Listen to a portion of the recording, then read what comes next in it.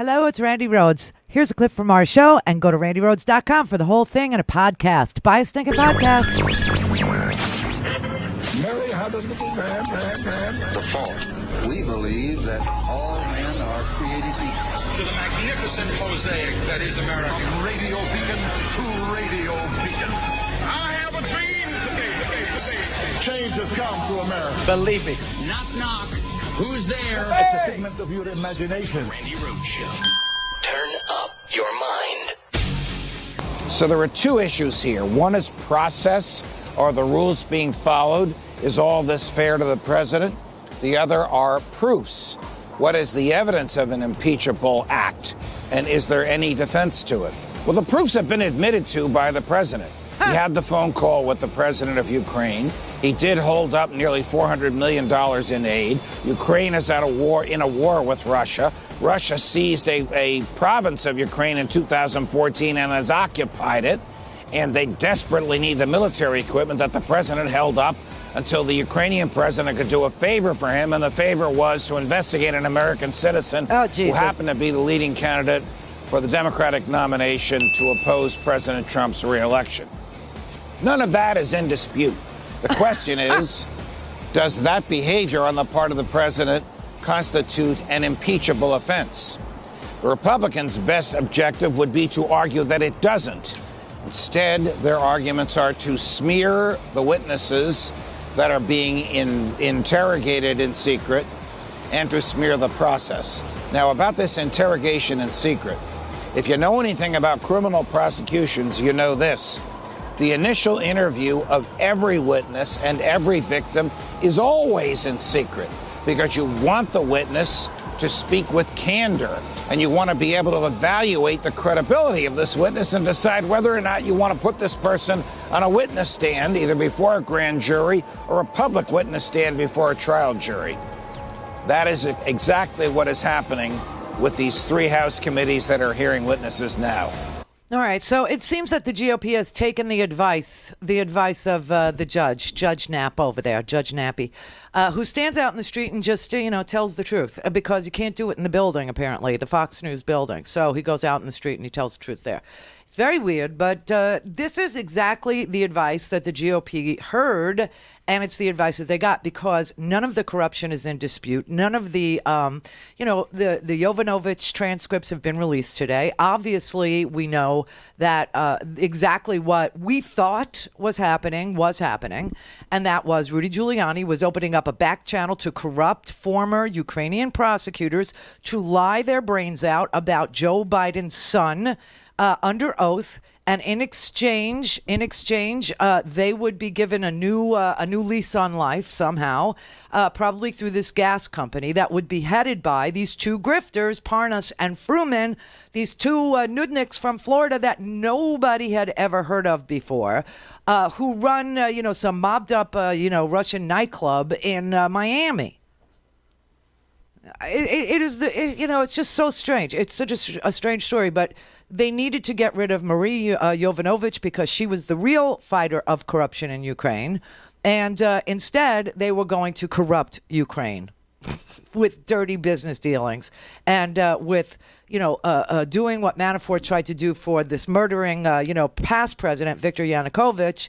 And that's clean up their image, make them safe for democracy, wipe away their uber corrupt, past. It's just so sick. It's so sick. And what they were going to do is they were going to help Donald Trump and Rudy Giuliani turn the truth on its head. And what is the truth? The truth is that Russia hacked our election. Yes, it goes right back to this. The truth is Russia hacked our election in 2016. The truth is that Paul Manafort back then, when he was still working for the Trump campaign, thought that it would be great if they could flip the script. And if they could say, oh, no, Russia didn't do it. Ukraine actually did it. And then you could service Russia by making Ukraine unsafe for foreign investment, unsafe for democracy, make Ukraine look like a corrupt country, make Russia look like they were wrongly implicated by a corrupt country, get Manafort off the hook where he was implicated with the Black Ledger, because these guys, Shokin and, Lutsenko, would say that Black Ledger was a forgery. Manafort did nothing wrong. And guess what's going to happen tomorrow? Here's an oldie but a goodie. Roger Stone's trial in Washington, D.C. in federal district court begins tomorrow. And he's charged with, 5-6 counts of lying to Congress, obstruction of justice, suborning perjury, meaning threatening the life of an old friend of ours, Randy Credico, who is a stand-up comic. That's how I know Randy. I've known Randy since probably 2004, 2004 I've known him. And, he's basically a impressionist, a stand-up comedian, does impressions of, politicians. He does great Ronald Reagan, et cetera, et cetera. All right. So Randy Credico gets all involved with Roger Stone and Jerome Corsi and all this stuff. And so then Roger Stone decides that he's going to lie to Congress. He's going to lie to Congress about whether or not he got a heads up from WikiLeaks, from Julian Assange, about the Russian hacked information and when it was going to be released. Now, of course, there's so much evidence about him being the conduit between Julian Assange and the Trump campaign, because there's text messages, there's emails, there's Jerome Corsi's testimony, there's Randy Credico's testimony, and apparently Steve Bannon, is going to testify against Roger Stone as well.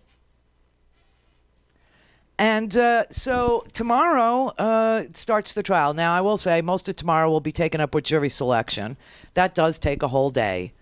So the jurors probably won't begin to hear testimony, I'm guessing, until Wednesday or Thursday, something like this.